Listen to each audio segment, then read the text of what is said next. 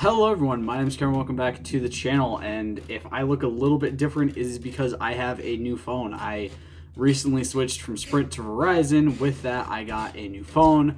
I have a Samsung A51, and it looks, in my opinion, a lot clearer than my last phone, which was a Samsung Galaxy S6, so it was old as fuck.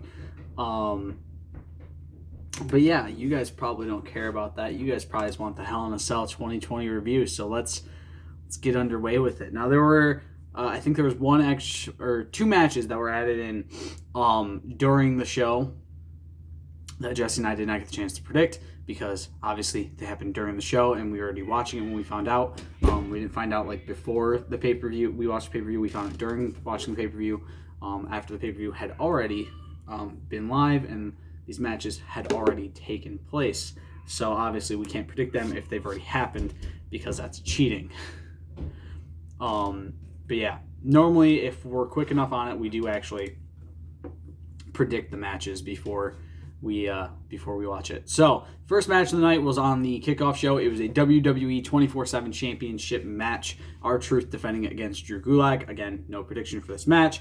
Drew was in control really quick, attacked the left leg. Truth ended up taking control, channeled John Cena. He ended up winning. I didn't really watch much of this match. I don't know. It was a 24/7 championship match. I like the 24/7 championship antics. I wasn't really interested in the match, I guess. It was just kind of like, okay, it was there, big whoop, you know what I mean? Drew Gulak, after R-Truth ran off because Tozawa and the Lucha House Party showed up, Drew Gulak said John Cena sucks. A lot of people share that sentiment, unlike what Charlie Caruso said, saying a lot of people probably don't agree with that. But yeah, so nothing for predictions there. On to the next match. Starting off the curtain jerker match was the Universal Championship I Quit Hell in a Cell match between Roman Reigns and Jey Uso. Prediction was Reigns for both myself and Jesse. Insane to me that the match that has the most stake to it, the match that has the most stipulation, the match that has probably like the biggest feud and storyline going into it, is the first match of the main show. I thought it was great that this started. Actually, it felt really weird to have this start, but I'm like, holy fucking shit, man. Like, this match was great. I loved it. Jesse loved it. So let's get into it. Reigns took control immediately, keeping Jey down. Jey starts to fight back, taking control over Roman. Lots of kicks, suicide dive, sandwiching Reigns in the cell. Another one on a different side of the cell. Uso slams him in the cell wall over and over and over again. Uso hip attack, caught with a spear. Drop kick to Reigns to the ropes. Goes for a suicide dive. Gets caught with a big right hand. Reigns is back in. Another spear. Reigns telling Jey he doesn't want to have to do this. Again, this storyline is probably the storyline that I'm most invested in WWE right now, especially from SmackDown side of things. So I really love this match because of just the storytelling was great. Reigns goes for another spear. Caught with a kick. Super kick for an Uso splash. Another Uso splash. Reigns is really out. Still doesn't quit. Uso gets a leather strap out. Paul tells him don't. Starts beating Reigns with it. Another spear. Uso saying he can't breathe. Reigns gets a leather strap and starts whipping Jey with it. He ties up Uso's wrist with the strap and continues whipping him with it. Reigns wraps the strap around his arm, but Uso keeps fighting back because Reigns is trying to pull him towards him. Uso explodes out with a right hand. Back and forth strikes while locked up with the strap. Super kick, Superman punch is avoided, and he yanks Reigns down, ties Roman up. A crossface is sort of in as he's choking him with that leather strap, and it was just good job. Where the hell is I lost my fucking, there we go. Roman looks to have passed out. He's back up. Uso pulls harder, trying to make him quit. He rolls off of Reigns and looks out again. He grabs a chair. Chair shot is avoided with a Superman punch. Guillotine is locked in on Uso. Now, quickly, I want to point out the fact that Michael Cole on commentary said he has to actually utter the words I quit. If he passes out, he still has to utter the word. However, Michael, passing out is quitting, you fucking dumb bastard. I don't know how Michael Cole, a man who's been doing commentary for 20 plus years, could say, oh, well, if he passes out, no one wins the match because he didn't utter the words I quit. Yeah, but that's still technically quitting because your body gave up on you. Your body quit before your mind, your soul, before you could physically, verbally quit. Your body gave up on you and quit itself, which technically means you quit, which means you lose the match. That's how I quit matches have always worked. That's how I quit matches always will work. At least every I quit match I've ever seen, if somebody's passed out in the match, they've been declared the loser and the other person has been declared the winner because they technically quit. even if they didn't utter the words, I quit. Reigns lets go of him, but Jay is still refusing to quit. He sets Jay up on the apron by the ring post, drive by a drop kick to Jay. Jay's head right next to the ring post. Roman punches him and shoves his face into it. Grabs the stairs, getting them up to kick them into his face and sandwich him in the ring post. He sets it up, kicks it into him. Cole saying to just end it. No more of the bullshit non-finishes. Grudge matches actually end. They do not get stopped, especially Hell in a Cell matches. If that's where the grudge match, the blow-off match to the feud, well, at least it seems like it's the blow-off match to the feud as of right now. That is not how they end. Hell in a Cell matches for the 2 years before this, the main event to a Hell in a Cell match was a non-finish. Brock Lesnar came out, tore the fucking cell door off, beat the shit out of everyone, and the match just randomly ended. And I don't want to talk more about Seth Rollins and The Fiend's Hell in a Cell match because it already pisses me off enough just thinking about it.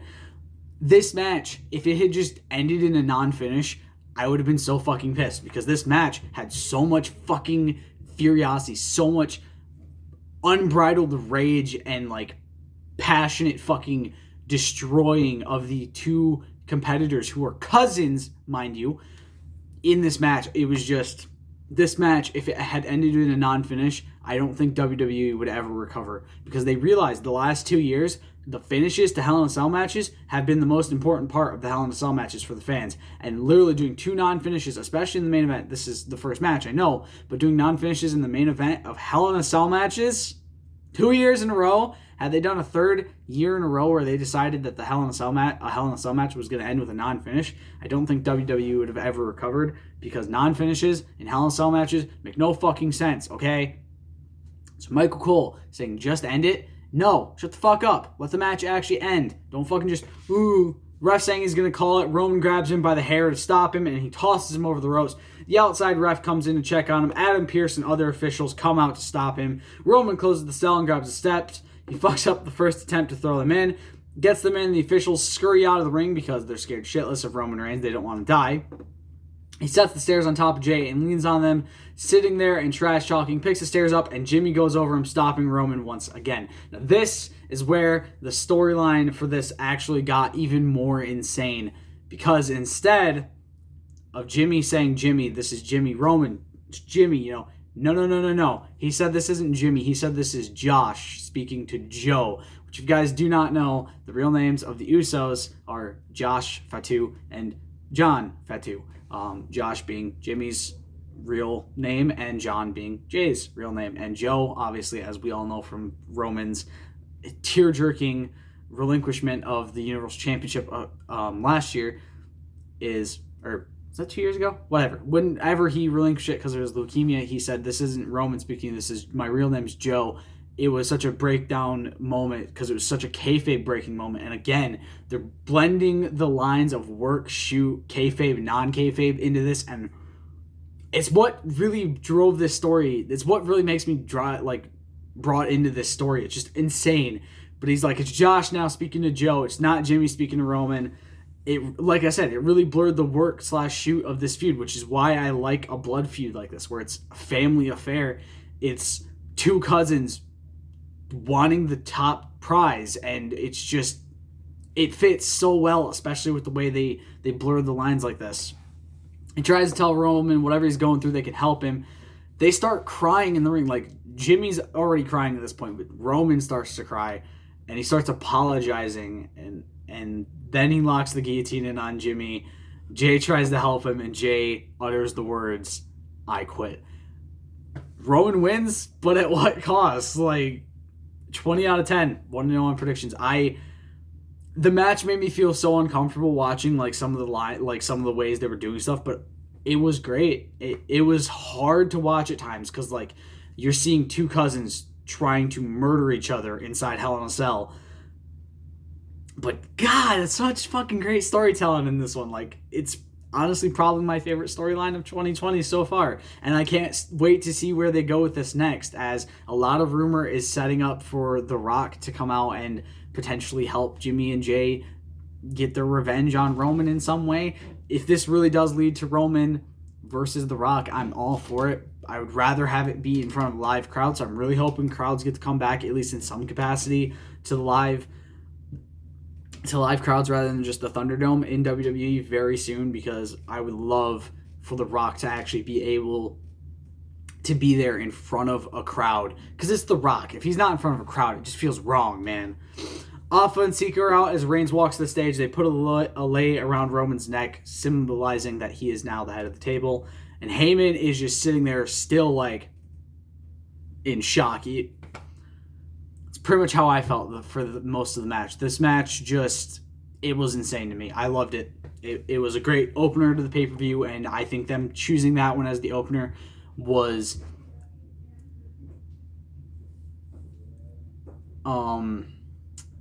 it was not expected. It was insane to see, and the fact that that was the start of a pay-per-view was just, yeah. I think they made the right choice having Jay and Roman's match be the starting of the pay-per-view, because, yeah, it had that impact with it being the start, rather than it showed you this is what Hell in a Cell is. This is, it kind of brought people who may be new to this pay-per-view, who haven't maybe watched the Hell in a Cell pay-per-view or Hell in a Cell matches in the past, kind of showed you what to expect. Match number 3, men's singles match, Elias versus Jeff Hardy. Prediction was Elias for both. Elias is in quick control over Hardy. Hardy starts taking over, trying for quick pins. He's sent outside the ring by Elias, throws him into the barricade.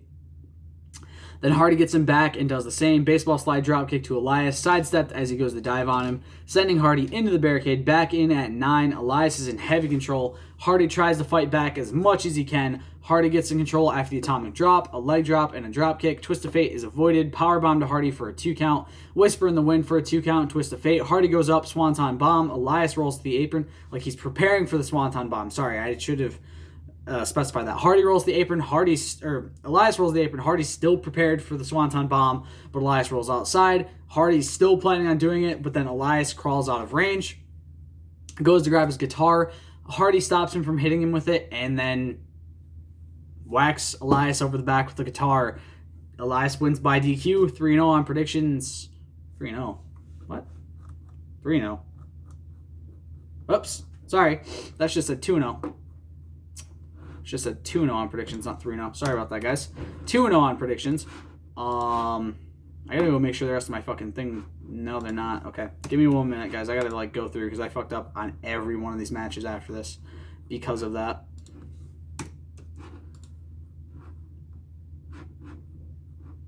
Still 3-1.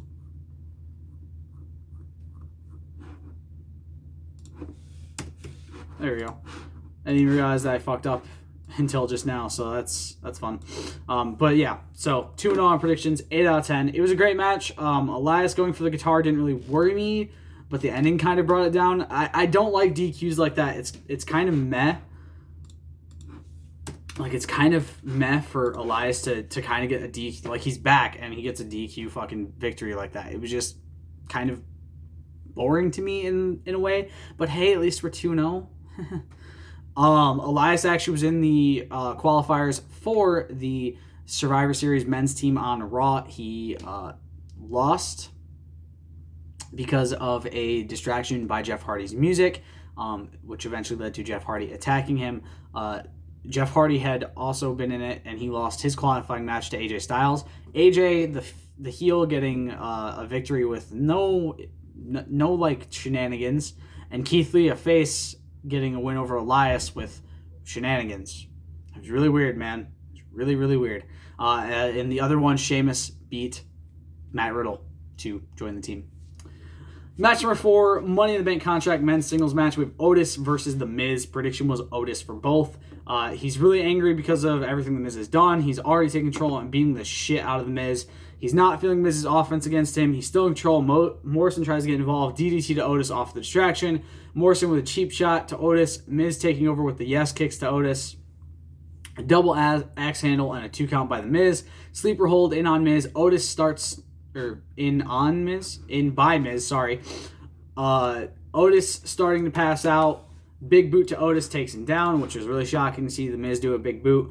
Otis is hulking up, starts to take over Miz, control over Miz. Big clothesline to Miz, big flapjack takes Miz down. Splash in the corner, the Caterpillar. Morrison pulls Miz out. Otis takes Miz down, slamming him into the barricade. I should specify, he took him out before the Caterpillar was hit, like literally just as Otis was getting ready to start it. he pulled him out.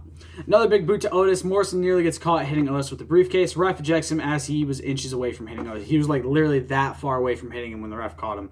Otis rolls Miz up for a 2. Discus clothesline takes Miz down for a 2.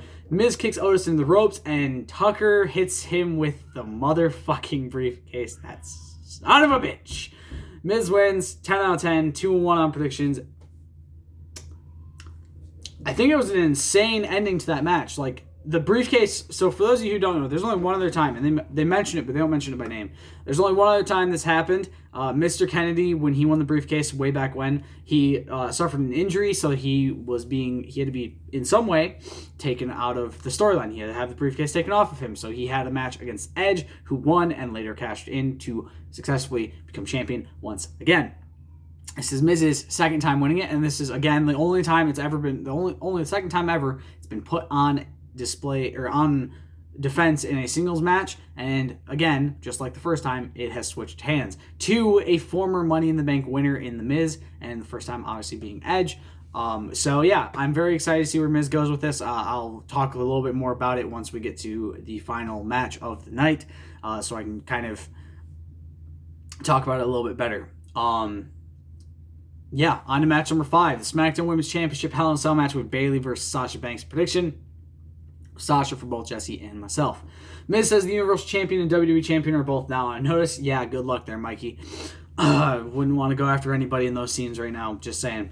Tucker explains why he attacked Otis, basically saying, like, I've always been kind of just pushed to the back, and he's been the one getting the big, you know what I mean, blah, blah, blah, blah, blah. Bullshit reasons for why he attacked him. He's actually been moved back to SmackDown's page after being drafted to Raw, which means they probably didn't initially have this planned if they drafted him to Raw, is my guess. So Otis comes out, or runs in, attacks Miz, attacks Morrison, attacks Tucker as Tucker runs away. This is something that's been brewing basically since the Otis-Mandy relationship thing started, and I was always wondering if they were going to actually pull the trigger and have Tucker turn, and yeah, they did. It was shocking. I did not expect Tucker to turn. I really didn't. Like, I remembered that it was kind of a thing that was rumored back when the whole storyline was going on, but yeah. Now we can actually get into the Sasha Bayley match. Sasha kicks Bayley's chair outside the cell. Cole saying it's her security blanket. Yeah, but it's a chair, dude. There's like 70,000 more under the ring. Who the fuck cares if the special chair that says 1 or 2-0 or 1-0, whatever the fuck it said, with the X on the other side. Oh man, her special fucking tagged up or spray painted chair isn't in the ring with her. Oh my god, it's not like she doesn't have 6 million more underneath the ring that she can go grab. Who the fuck cares? It's a chair, dude. She takes control early, throwing Bayley down. Hurricane Rod into the bank statement in control of the match immediately. Suicide dive, ducked under by Bayley, slams her into the beams of the cell. It looked brutal. Sasha keeps ducking under the kendo stick. Sasha throws it through the cell and almost hits Michael Cole. Please, you should have thrown it through and hit Michael Cole. You should have aimed for Cole's face. Stops the second one and slams Bayley down, grabs out a table. She still should have thrown the second kendo stick out at Michael Cole as well. Meteor into the cell, running up the table. Chair shot, ducked for a quick roll-up. Chair shot to the table. Drop kick into the cell. Stunned on the middle rope as Bayley starts to take more control. Bayley throws Sasha into the cell. She catches herself, run into the cell, taking Bayley back down. Sasha kicks Bayley hard into the stairs. Kendo sticks bridged between the cell and the stairs. They didn't really... they held very well on this one. Drop toe hold sends Banks through the kendo stick that was still set up, and it breaks it in half. Sasha's head hits the stairs. It looked bad, but I think she was okay. I think she just sold it really well. Bayley launches Sasha up into the kendo sticks with the catapult thing they do, you know, the thing where they grab their legs and fall back and then springboard them up, normally into the ropes. We've seen it done to people, I think... Tommaso Ciampa, when he started turning heel again, when he was facing Jake Atlas, he did the thing into the bottom of the ring to Jake Atlas. He did that. Bayley being ruthless, attacking the neck of Sasha. Sunset flip powerbomb, sending Bayley into the cell wall. Sasha's dropped face first onto a setup chair. She slides under, slams Bayley into the chair instead, goes for the double knees. Bayley avoids it, and Sasha manages to not hit her face into the chair. Sunset flip powerbomb, slamming Sasha into the chair. Elbow drop for a 2 count. Bayley drags Sasha into the ring skirt, slams her into the steel ring beam, which, just, Jesus Christ, they really went with this one for fucking blood feuds.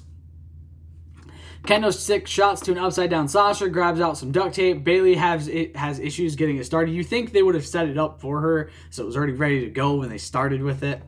She tapes some kendo sticks together and bridges them between the ring and the cell wall. Now, I want to quickly specify what I think went wrong with this spot. One, I think she didn't get the tape started properly and she didn't have enough tape to keep them together.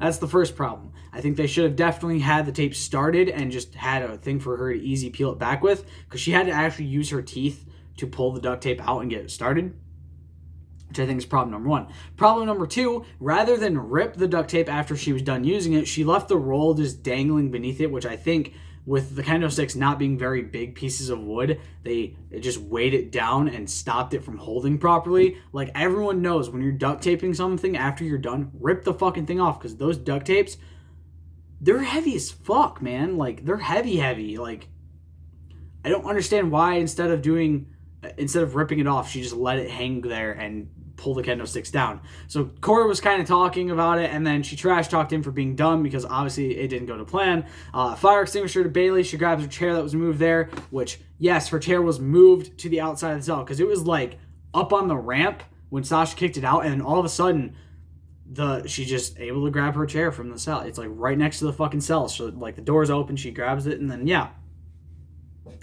Sasha slides into the ring. She unloads with lots of punches, throws her into the cell a few times. Meteor into the corner of the cell by Banks. Sasha with the kendo stick, trash talking and beating Bayley with it. Sasha heads up, frog splash onto the chair. It obviously did more damage to Bayley, who was, sitting there cowering with it. Like, it's a chair on your stomach. It's going to do more damage to you regardless. But Bayley with her finisher on the outside. 2 count as they head back in. Bayley grabs a ladder, bridging the ladder on the chairs, attacking Sasha and slams her on the ladder. Banks laid on the ladder by Bayley. She spray paints an X on Banks' chest, goes up with her chair in hand, which also has an X on it. Sasha avoids it. Meteor off the ladder to her. Bayley to belly onto the ladder by Sasha. It was a crappy Bayley to belly, though. I hate calling it a Bayley to belly because it didn't really look like one. It kind of looked like she kind of tossed her. It was weird. Running knee as Bayley avoided a backstabber, attacks her with the chair. Bayley to belly with the chair reverse, slams Bayley into it face first. Bank statement with the chair on Bayley's neck. She's kicking the legs of the chair so it bounces the middle piece into Bayley's face and throat. Sasha wins because Bayley taps out. 20 out of 10, 3-1 on predictions. The match was absolutely insane, and Sasha is now Grand Slam Women's Champion in WWE as she wins her very first SmackDown Women's Championship, ending Bayley's not 380-day reign, as Michael Cole said, but 379, because on the most recent SmackDown from last Friday, they said 377. You can't, it's not 3 days now, Cole. If Friday was her 377th day, that means Saturday was her 378th, Sunday was her 379th. Does not mean that it's her 380th. It means it's her 379th. 379th day as champion, Cole, you fucking twit. I don't know why they, fuck their numbers up so much. Like, the 25th WrestleMania was called the 25th anniversary, which, no, it's the 25th. It's the 24th anniversary of WrestleMania, the 25th WrestleMania in total. They don't know what they're fucking doing most of the time with this shit. Some of the time, they've actually gotten things correct. However, a lot of the time when it comes to a big anniversary thing or title reigns, they fuck up. Like, the 30th anniversary of things is never the actual 30th anniversary. 25 years of Raw was, in fact, 25 years of Raw. The 30th anniversary of Survivor Series, however, was not 30 years of Survivor Series. They've fucked up a lot of shit in the past, and it's just annoying to see because it's not that difficult to actually fucking know these things. Just WWE, do a little bit of checking before you fucking fuck yourselves up with your stupid writing. Match number 6, we have the United States Championship match, which was kind of called out. Mustafa Ali issued a challenge to the Hurt Business on the kickoff show. MVP said Lashley would even put the title on the line against any of them before the match. And the man answering the challenge was Slapjack. For fuck's sake. Throws his shirt at Lashley and tries to keep control, but Lashley starts taking it over him. Slapjack actually got some offense in. He got a pin attempt after a cannonball, spinning DDT for a 1 count. Lashley threw him on the top turnbuckle. Overhead belly to belly, his big spine buster slam thingy. Hurt lock, Slapjack tacks, the rest of the Retribution attack Lashley. Lashley wins, 10 out of 10, no predictions, still 3-1. He fights back, the rest of the Hurt Business come out, and Retribution run off. They've basically been fucked in the situation. They're not serious anymore. They're not scary. They fucked up Retribution. Plain and simple. And finally, we have the main event match. We have the WWE Championship Hell in a Cell match. We have Drew McIntyre versus Randy Orton. Prediction was McIntyre for both. The Undertaker getting some special thing for his 30-year anniversary at Survivor Series where he debuted, which actually, yes, his is his 30-year anniversary. It is 30 years since he debuted. Technically, it's only 29th anniversary, but it's 30 years since he debuted, which is really cool. I'm very excited to see that at Survivor Series because I am a huge fan of The Undertaker. I always have been. He's one of my favorite superstars of all time. So to think, not only did Chris Jericho, who only beats him by like a month, by the way, for those of you wondering, Chris Jericho debuted October 2nd, 1990. And I can't remember the exact date, but it was at Survivor Series in 1980 or 1990 when The Undertaker, as The Undertaker, not as Mean Mark Callis or any other character, that's when he officially debuted. So yeah, Orton shows up behind Drew, tries to sneak attack him, but Drew was ready for it. Massive chops against the barricade, fighting outside the cell between the two. Orton slammed into the table topper, still fighting outside the cell, finally inside of it. Drew shuts the door, back and forth strikes between them. Drew slams Orton into the cell, raking his face on the wall, carrying Orton and slamming him into the cell on the ring post. McIntyre slamming Orton into the cell again. Drew throws the stairs towards Randy, but Orton dodges it. Claymore avoided chair shots to Orton, pressing the chair into the jaw. Orton stomps Drew's head onto the steel stairs, pressing Drew's face into the cell wall. Glasgow kiss slams Orton into the stairs face first. Thumb to the eye on Drew, thrown into the stairs. Momentum shifting over and over again. This match was insane. But again, it's really just more of what Drew's title run has been, of just facing the same person repeatedly, so you can kind of predict the way the match is going to go, and that they're going to know each other very, very well. Orton takes control, but McIntyre comes back out of the corner with a clothesline, overhead belly to belly, another one. Drew sets up to take Orton down. Future Shock is reversed, neckbreaker to Randy. Neckbreaker to Randy, sets up for an Alabama Slam, I think is what he was going for. It looked almost like he was doing a wasteland, but it was kind of hard to tell exactly what he's setting up for. Overhead belly to belly to Orton through a table that Orton set up earlier. Draping DDT after a rope-assisted low blow. Drew kicks out at 2. Orton cuts the chain off the door with bolt cutters, opens the door, and walks outside of the cell. Heads up the ramp, but Drew starts attacking him outside of it. Drew slammed into the cell, the outside of the cell wall. Orton climbs up the cell. Drew climbs up after him. Orton has a pipe that he somehow planted on top of the cell. How that stayed up there for the entirety of the pay-per-view? Not fucking sure. Drew unloads on Orton on top of the cell, hit to the leg with steel pipe. Orton climbs down the cell. Drew also climbing down the cell, fighting on the side of the wall. Both men faltering a bit. Drew is sent down through the announce table. There's blood in his mouth. It almost looked like he took the bump wrong, but he sold this amazingly. Like, if you think somebody got hurt legitimately in a cell match or in any match, it means they know what the fuck they're doing with selling. And I legit thought Drew took the bump wrong. Like, it looked like he went more to his side. Like, he just went to one side rather than landing on his back, which I've always heard you want to land more on your back than on your side, just because you can take it really awkwardly if you land just on your side. You can take it really awkwardly if you land on your back, too. So I've heard a lot of differing things with how you're supposed to take table bumps, but I've never actually tried, so don't shoot the messenger. Drew crawls back toward the cage while Randy follows him. And this is where, again, it looked like Drew was legitimately hurt, because Orton didn't attack. He just watched him crawl to the door and crawl into the ring. Orton helped him up, tries to help him into the ring. RK was reversed into a backslide for a 2 count. Claymore to Orton. Another Claymore is avoided. RKO.